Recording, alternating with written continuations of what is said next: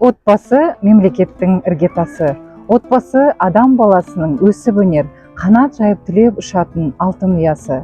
Адамзат өміріндегі мейірімділік пен адалдық, адамгершілік пен тектілік секілді асыл қасиеттерді бойына жинайтын жандар. Оны ұрпақ санасына қалыптастыратын ардақты әкелер мен аяулы аналар. Міне, осынау отбасы деген ұғымға жарасым тауып, дәл Наурыз мерекесі қарсаңында Қапшағай гидроэлектростанциясында қызмет жасайтын ерлі-зайыптылар Нұрғалиевтер отбасының шаңырағына отбасылық құндылықтар жайлы ой, пікір, сұхбат жүргізгелі келіп отырмыз. Ал ендеше кеттік.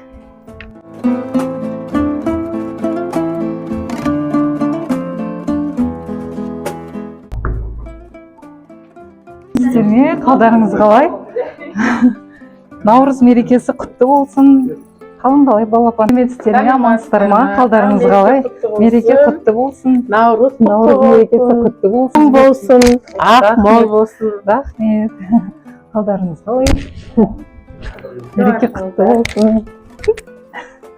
Бүгін біз бұл отбасыға жайдан жай келіп отырған жоқпыз. Себебі біздің Қапшағай гидроэлектростанциясында ұжымда ерлі-зайыптылар отбасы Айдос та Ботагөз де жұмыс атқарады. Бүгінгі біздің ой қозғайын деп отырған тақырыбымыз ол отбасы құндылықтар жайында. Жалпы енді осы үйдің отағасы ретінде Айдос, мен ең әуелгі сұрақты сізге қойғым келіп отыр. Сіз үшін отбасы дегеніміз не? Отбасы дегеніміз әркім әрқалай түсіну мүмкін. Мен үшін отбасы ол алтын ұя, өзіміздің алтын қазынамыз. Қазақта бекер айтпайды ғой, отан отбасынан басталады. Отбасынан адамның адам болып қалыптасуы осы отбасынан басталады. Кішкентай кезінен, бала кезінен балаға қандай тәрбие бересің, қандай сабақ бересің, соған байланысты баланың адам болып қалыптасуына ең бірінші негіздердің бірі болып саналады. Тек бірлігі жарасқан отбасынан шыққан адам ғана өзінің отбасын бақытты ете алады. Өте тамаша. Жауабыңызға үлкен рахмет. Ал енді келесі сұрақты әріптесіміз Ботагөзге қойғым келіп отыр. Ботагөз, сіз үшін қандай отбасылық құндылықтар бар? Және осы отбасында қандай сәттерді сіз өте бағалы деп табасыз? Үй ішіндегі сәттерді. Жалпы алғанда енді әйел адам болғаннан кейін отбасыға өзім жақынмын. Жұмысымды жақсы көремін, бірақ жұмысымды отырып дегенмен отбасыма асығып отырамын. Түстен кейінгі мезгіл болған кезде отбасыма қандай тағам әзірлеймін, қандай тәттілер жасап қуантсам екен деп асығып, сағат 4-тен кейін жұмыста болсам да ойымның бәрі отбасымды ойлап отырамын. Рахмет үлкен жауабыңызға. Енді отбасының сәні сыйластық, достықтың мәні қимастық демекші, сыйласымды жұп екендеріңіз сіздерден бірден бір көрініп тұр. Келесі сөзді қарты бар үйдің қазынасы бар деп, осы үйдің қазынасы тәтті немерелерінің апасы, осы үйдің әжесі, апасы Гүлдариға Оралбайқызына бергім келіп тұр. Жүріңіздер ендеше. Онда немерелерінің қасына барып сұхбат алайық. Сіздің ойыңыз отбасылық құндылықтар жайында, және осы балаларыңызға, немерелеріңізге отбасы жайында қалдылар өсиетіңіз, ақыл кеңестеріңіз сол жайында білгім келіп отыр. Жақсы, жалпы қазақ халқының сонау ежелден келе жатқан рухани байлықтардың бірі бұл отбасылық құндылықтар ғой. Мемлекеттің өзі осындай отбасылардан құралатыны белгілі нәрсе. Әр отбасында сол мемлекеттің болашағы тәрбиеленіп жатыр. Ал енді отбасының құндылықтары, қандай принциптері, қандай нормалары бар десек, көп қой. Бірақ соның ішінде мен ең бірінші орында мына құндылық ретінде отбасы мүшелерінің бір-біріне деген сүйіспеншілігі, қамқорлығы, махаббатын атар едім. Себебі жалпы отбасының негізін құрайтын бұл махаббат.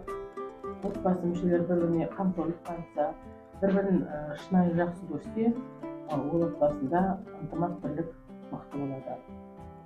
Екінші құндылық ретінде мен құрмет сезімін атар едім. Себебі отбасы мүшелерінің арасында бір-біріне деген құрмет, оны жеке тұлға ретінде таныса, оның қажеттіліктерін, тілегін, жаңағы бір жеке ойын құрметтеп отыру керек. Сонда ғана бұл отбасында жаңағы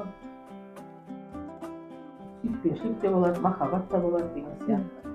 Енді үшінші және әрі ең маңызды құндылық ретінде мен сенімді атар едім. Себебі отбасы мүшелерінің арасында бір-біріне деген сенім болмаса, ол отбасы дұрыс отбасы болмайды. Себебі жаңағы айтып өткендей, отбасы мүшелерінің басында әртүрлі жағдай болуы мүмкін. Біреу қиындыққа ұшырауы мүмкін, біреу жаңағы өмірдің ұнамсыз жағдайларға ұшырап қалуы мүмкін. Егер отбасында сенім болатын болса, ол басқа мүшелерге, басқа отбасы мүшелерінің басқаларын қолдайтынын білсе, ол өзінің ойын ашық айтады. Сол кезеңде жалпы отбасы мүшелерінің арасында бір жақсы психологиялық ахуал қалыптасады. Ал жасырып жауып жүретін болса, басына түскен қиындыққа айтпаса, бөліспесе, онда оның несі отбасы? Сонымен бірге жауапкершілік деген де құндылық бар. Әрбір отбасы басқа отбасы мүшелерінің арасында жауапкершілігін сезіне білу керек. Мысалы, ата-ананың ең басты жауапкершілігі не? Ол дүниеге алып келген ұрпағына дұрыс тәрбие беру, оның болашағын ойлау, оларға жақсы үлгі өнеге көрсету, олардың мына еліміздің бір жақсы азаматы ретінде қалыптасуына көмегін беру. Сол сияқты балалардың да өзіндік жауапкершілігі бар. Үлкеннің кішіге деген жауапкершілігі, кішінің үлкенге деген жауапкершілігі, осы отбасының үлкені ретінде өзінің жауапкершілігі бар. Мен осы отбасындағы бала мен келіннің тату тәтті тұруына, балалардың жақсы атмосферада өсуіне мен жауаптымын. Сонымен бірге отбасындағы балалардың болашағын ойлау керек қой.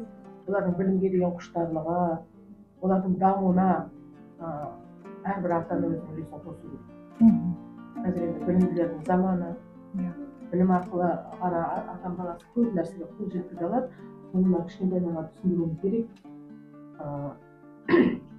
Және осылардың дамуына әртүрлі бейімділіктер болады. Біреу биге бейім, біреу әнге бейім, біреу спортқа бейім деген сияқты. Яғни әрбір отбасында осы өсіп келе жатқан балалардың білімге деген құштарлығын және оның құштарлығын дамытып, және олардың дамуына үлкен мән береді. Осындай құндылықтар орын алғанда ғана ол отбасында сыйластық, сүйіспеншілік, біріне деген қамқорлық, сенім болады. Ал бұндай отбасын біз бақытты отбасы деп атай аламыз ғой. Әрине. Ендеше сонда бақытты отбасылардан құралған мемлекеттің де болашағы жарқын болады. Жауабыңызға үлкен рахмет, Гүлдария Оралбайқызы. Міне сіздің әңгімеңізді естіп, сіздің ақыл кеңестеріңізді естіп, өзім іштей сондай бір қуанып, тойып отырмын. Себебі осындай әжесі, апасы бар отбасында балалар жақсы тәлім тәрбие алып, жақсы отбасылық қағидаттарды ұстанады деген ойдамын. Сізге амандық тілеймін, немерелеріңізге амандық тілеймін. Отбасыңыз аман болсын. Міне осы аналар мерекесі қарсаңында сізге азғантай ғана гүл шоқтарымыз бар ұсынатын. Ой, рахмет. Мерекеңізбен құтты болсын. Рахмет. Өздеріңізге де тек жақсылық тілеймін. Наурыз мерекесі еліміздің әрбір отбасына өзінің жақсылығын алып келсін, шуағын алып келсін. Бақытты отбасылар көп болсын. Аумин, рахмет. Ал бүгінгі енді берген сұхбаттарыңызға, ой пікірлеріңізге үлкен рахмет.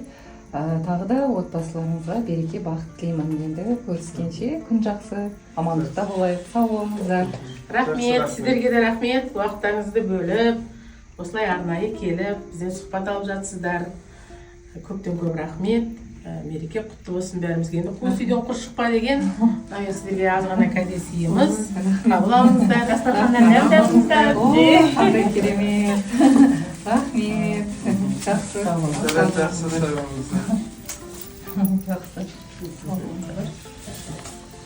Жақсы, сау болыңыздар.